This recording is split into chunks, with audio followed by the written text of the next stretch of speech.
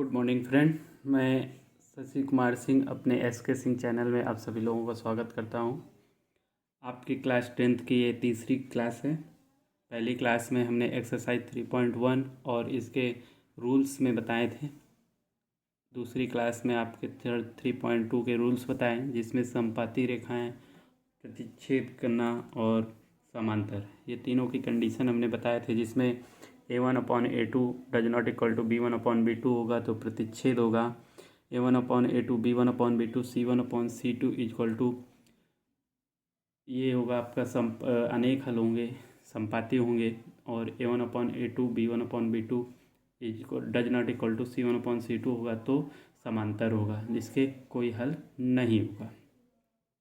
इसी क्रम में हमने आपको आज एक्सरसाइज 3.2 लिया है, जिसके आपको क्वेश्चन करने हैं और कुछ होमवर्क में भी मिलेगा। और इसके बाद कल में ये एक्सरसाइज भी फिनिश हो जाएगी। यानी हम ये लक्ष्य बना के चल रहे हैं कि एक दिन में या 2 दिन में एक एक्सरसाइज फिनिश हो, जिससे हम तीनों टॉपिक, यानी जो हमने आपको पहले वीडियो में 3 टॉपिक्स बताए हैं मोस्ट इम्पॉर्टेंट, उसी से आपका पेपर कवर होगा। उतना ही आप कवर कर लेंगे अच्छे से तो 70 में से 30+ नंबर आ जाएंगे। उधर आपके प्रैक्टिकल में आ जाएंगे तो मिनिमम जिसको कुछ भी नहीं आता है तो वो इससे आप एफर्ट हो जाएगा और आप अच्छे नंबर प्राप्त कर लेंगे। ठीक है, तो चलते हैं आज के वीडियो में। 3.1 एक्सरसाइज और चैप्टर का नाम है 2 चर वाले रैखिक समीकरण। क्या है? 2 चर वाले रैखिक समीकरण। जिसमें पहला क्वेश्चन है, निम्न समस्याओं में रैखिक समीकरणों के युग्म बनाइए। यानी समीकरण युग्म बनाना है, समीकरण बनाना है, उसमें x और y के रूप में समीकरण बनाना है और बना करके उनके ग्राफीय विधि से यानी हल करना है और उनको हल करना है। ठीक है, आगे भी हल करना है। तो आपका पहला क्वेश्चन लेते हैं, क्वेश्चन नंबर 1, जिसमें कक्षा 10 के यानी क्लास, देखिए कितनी अच्छी बात है कि आप क्लास 10th में पढ़ रहे हैं और आपके क्वेश्चन भी क्लास 10th ही बोल रहा है कि क्लास 10th के विद्यार्थियों ने एक गणित की पहली प्रतियोगिता में भाग लिया। क्लास 10th के 10 विद्यार्थी हैं और एक गणित की पहेली है, उसमें प्रतियोगिता हो रही है, उसमें भाग लिए हैं। यदि लड़कियों की संख्या लड़कों की संख्या से 4 अधिक है तो प्रतियोगिता में भाग लिए लड़कों और लड़कियों की संख्या ज्ञात कीजिए। समझ में आया? एक पहेली है, पहेली में प्रतियोगिता हो रही है, उसमें से क्लास 10th के 10th ही बच्चे हैं और 10th में ही पढ़ रहे हैं। कितनी अच्छी बात है। 10 के बच्चे हैं, 10 विद्यार्थी हैं और 10 में ही हैं। तो उसमें भी बोल रहा है कि कुल विद्यार्थी, तो अगर हम कह रहा है यदि लड़कियों की संख्या लड़कों की संख्या से 4 अधिक है, अगर लड़के x हैं तो लड़कियां x+4 हैं, लड़की 1 है, लड़के 1 हैं तो लड़कियां 4 हैं, यानी उससे 5 हो गए, 1 अधिक है, 4 अधिक है। तो प्रतियोगिता में भाग लिए लड़कों और लड़कियों की संख्या ज्ञात कीजिए। कितनी लड़कियां हैं और कितने लड़के हैं। इसमें लेट करेंगे, मानेंगे, आगे चलते हैं। माना कि गणित की पहली प्रतियोगिता में लड़कों की संख्या x और लड़कियों की संख्या y है। ये हम आपको लेट कर लेंगे कि गणित की पहली प्रतियोगिता में लड़कों की संख्या x और लड़कियों की संख्या y है। ठीक है, प्रश्नानुसार कह रहा है कुल कितने हैं, कुल विद्यार्थी कितने हैं? 10। तो x और y, हमने लड़कों को x माने, लड़कियों को y, तो दोनों मिलाकर कितने हैं? 10। तो पहला समीकरण आपका बन गया x + y = 10। फिर कह रहा है लड़कियों की संख्या क्या है? यानी G और B, लड़कियों की संख्या y माने, लड़कों की संख्या x माने हैं, इसमें लड़कियों की संख्या लड़कों की संख्या से 4 अधिक है। अगर ये 1 है तो ये 5 है। अब हम करेंगे क्या, लड़कियों की संख्या में 4 घटा देंगे तो दोनों बराबर हो जाएंगे, तो 1 बराबर 1। इसी तरह यहाँ पर इसमें 4 घटा देंगे तो ये बराबर हो जाएगा। समझ में आ रहा है? लड़कियों की संख्या लड़कों की संख्या से 4 अधिक है। अगर हम लड़कों की संख्या को 1 मान लेंगे तो लड़कियों की संख्या कितनी होगी? 5, क्योंकि 1 तो लड़के और 4 और अधिक, तो कितने हुए? 5। इसी तरह हम सवाल में माने हैं कि लड़कों की संख्या x और लड़कियों की संख्या y है, तो y में हम 4 घटा देंगे तो x के बराबर हो जाएगा। ठीक है, अब देखिए, अगर हम इस 4 को इस साइड ले जाएंगे तो ये क्या हो जाएगा? y equal to x plus 4, y equal to x plus 4, क्योंकि यहाँ पर माइनस में है। ठीक, अब x को इधर ले आएंगे तो y minus x equal to 4 हो जाएगा, यानी x इस साइड में प्लस का है और उधर जाएगा तो माइनस का हो जाएगा, यानी y minus 4 equal to y minus x equal to 4। ये आपका समीकरण नंबर 2 प्राप्त हो गया। इतनी बात क्लियर हो गई। देखिए, यहीं पर आपको क्लियर हो जाएगा तो आप आगे के क्वेश्चन भी सॉल्व कर लेंगे। जैसे भाषा सवाल को पढ़ना है, जैसे जैसे सवाल कहता जाए उसी तरह आप करते जाएंगे, समीकरण युग्म बन जाएगा। ठीक है, इतना क्लियर हो गया। तो आपके सवाल में जो कह रहा था कि रैखिक समीकरणों के युग्म बनाइए, आप युग्म केवल बना देंगे तो उसको आपका आधा सवाल हो गया।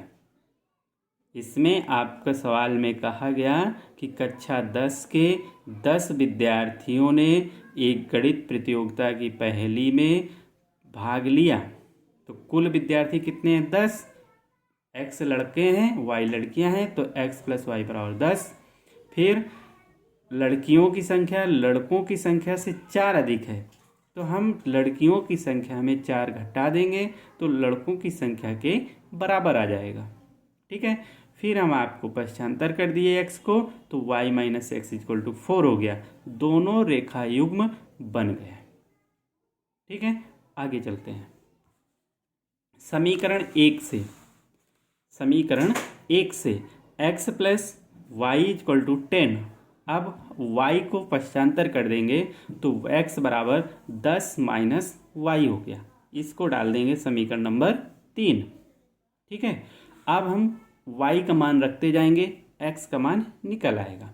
समीकरण 3 में y बराबर 0 रखने पर, तो y का मान अगर हम 0 रख देंगे तो क्या हो जाएगा? x बराबर 10 माइनस वाई, यानी 10 माइनस 0।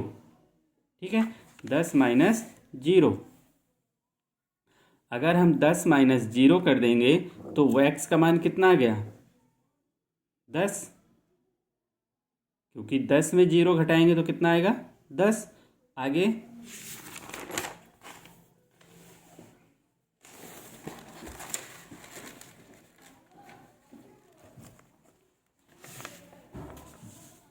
आगे देखिए, अब वहाँ पर एक x का मान निकाल लिए थे।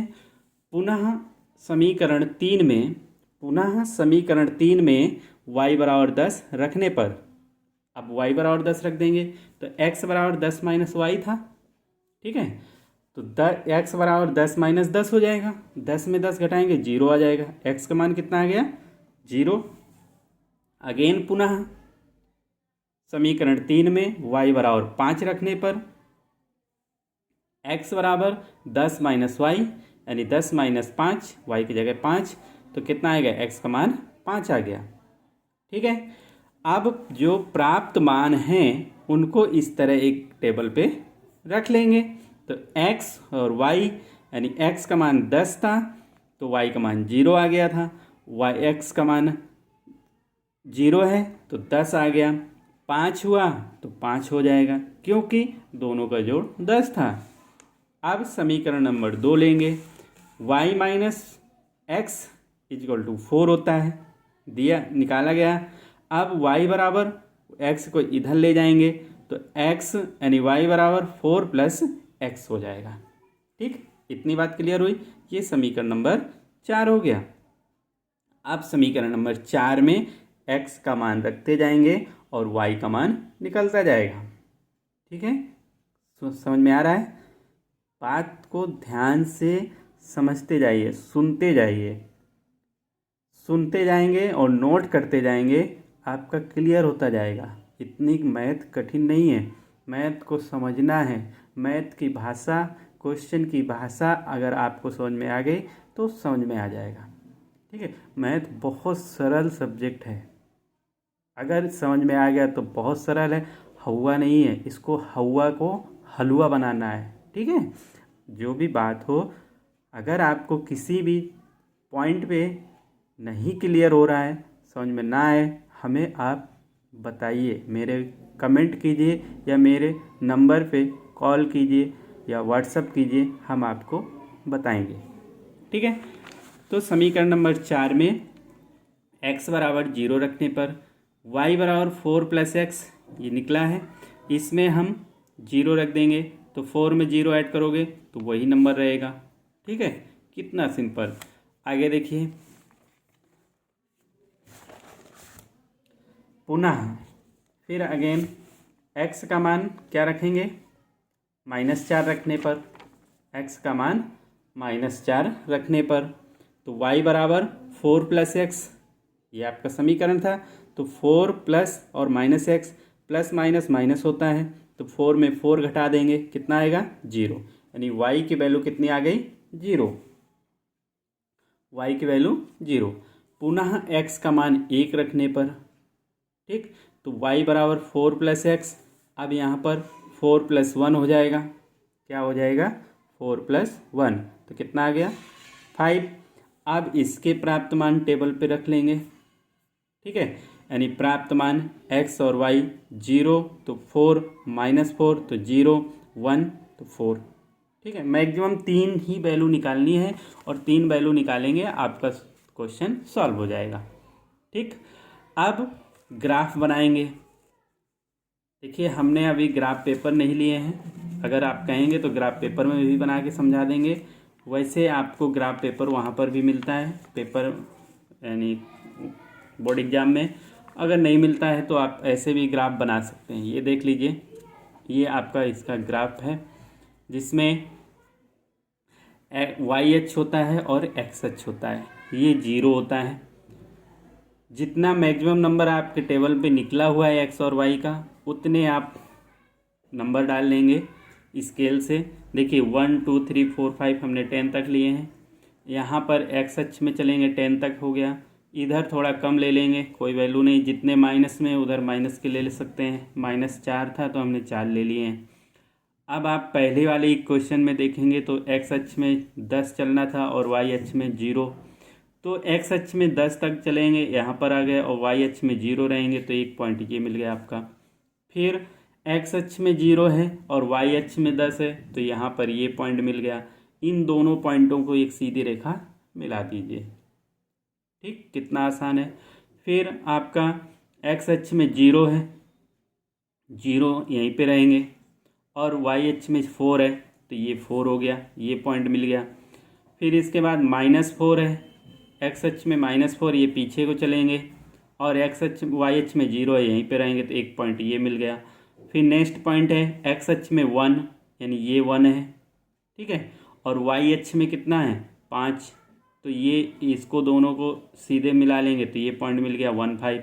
अब इसको एक सीधी रेखा खींच देंगे, तो यहाँ पर ये एक दूसरे को कट कर दे रहा है।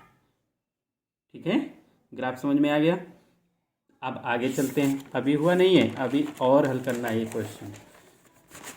आगे देखिए, अब समीकरण नंबर 1 और 2 को हल करेंगे। समीकरण नंबर 1 और 2 को हल करने पर, समीकरण 1 और 2 को हल करेंगे। x + y = 10, y - x = 4, दोनों को जोड़ देंगे, सीधे से जोड़ दीजिए, कोई बात नहीं। एक प्लस का एक्स है, एक माइनस का एक्स है, दोनों कट गए। तो एक्स वाई और वाई कितना हो गया, 2y हो गया। 2y और 10 और 4 जोड़ देंगे तो कितना हुआ, 14 हो गया। तो y बराबर कितना हो गया, 14/2। 2 का भाग देंगे तो y का मान कितना आ गया, 7। y का मान समीकरण 1 में रखने पर, y का मान समीकरण 1 में रखने पर, तो x + y = 10, तो x + 7 = 10। इसका पक्षांतर कर देंगे तो x = 10 - 7 और x = 3। x और y के मान कितने निकल आए, 7 और 3। ठीक है, अतः लड़कों की संख्या 3 और लड़कियों की संख्या 7 होगी। अब आपको अगर क्वेश्चन का आंसर चेक करना है वो भी देख लीजिए। हमने इसमें सॉल्व नहीं चेक करने को नहीं बताया, यहाँ पर देख लीजिए। पहला समीकरण क्या था, x + y = 10, यही था ना। अब अगर हम यहाँ पर x और y के मान जो निकले हैं यहाँ पर रख देंगे और अगर आपका 10 हो जाए तो सवाल सही है। यानी देखिए 3 है y का मान और x का मान 3 है, y का मान 7 है, टोटल कितना हुआ, 10। अब कहेंगे सर समीकरण नंबर 1 में तो दिखा दिए, दूसरे में दिखाइए। तो देख लीजिए भाई, y - x है = 4 है, ये समीकरण नंबर दूसरा था। y का मान 7 है, x का मान 3 है, हमें लाना है 4, तो दोनों को घटा देंगे तो 4 हो गया। देखिए ये भी सही है, तो हमारा किया हुआ क्वेश्चन सही है। आगे देखिए, अब देखिए आगे क्वेश्चन नंबर दूसरा, यानी पहले का क्वेश्चन नंबर दूसरा है। हम आपको रेखा युग्म बना दे रहे हैं, समझा दे रहे हैं, उसको आप करिएगा। कह रहा है 5 पेंसिल और 7 कलमों का मूल्य 50 रुपये है। 5 पेंसिल 7 कलम का मूल्य 50 रुपये है, जबकि 7 पेंसिल 5 कलम का मूल्य 46 रुपये है। तो एक पेंसिल और एक कलम का मूल्य ज्ञात कीजिए।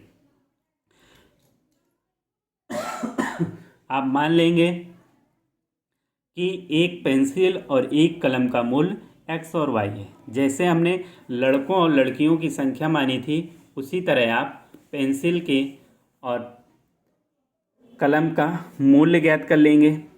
तो आप पेंसिल लिखेंगे, माना कि पेंसिल का मूल्य x रुपये और कलम का मूल्य y रुपये। जब एक पेंसिल का मूल्य x रुपये है तो 5 पेंसिल का मूल्य क्या होगा, 5x हो जाएगा, 5 का गुणा हो जाएगा। जैसे 1 रुपये की एक टॉफ़ी है तो 5 रुपये की कितने होंगी, 5 होंगी। तो इसी तरह आप इसके फिर दोनों को जोड़ देंगे, कुल कह रहा है। तो 5x + 7y = 50, 7x + 5y = 46। दोनों को जोड़ देंगे, फिर x और y एक दूसरे पक्षांतर करके मान निकालेंगे, फिर उसकी ग्राफ बनाएंगे, फिर उसको सॉल्व करेंगे। अगर हो जाएगा तो अच्छी बात है, नहीं आएगा हमें कमेंट कीजिए, फिर से सॉल्व करेंगे। ठीक है, आगे चलते हैं। Question number 2। क्वेश्चन नंबर 2 कह रहा है अनुपातों A1/A2, B1/B2 तथा C1/C2 की तुलना कर ज्ञात कीजिए कि निम्न समीकरण युग्म द्वारा निरूपित रेखाएं एक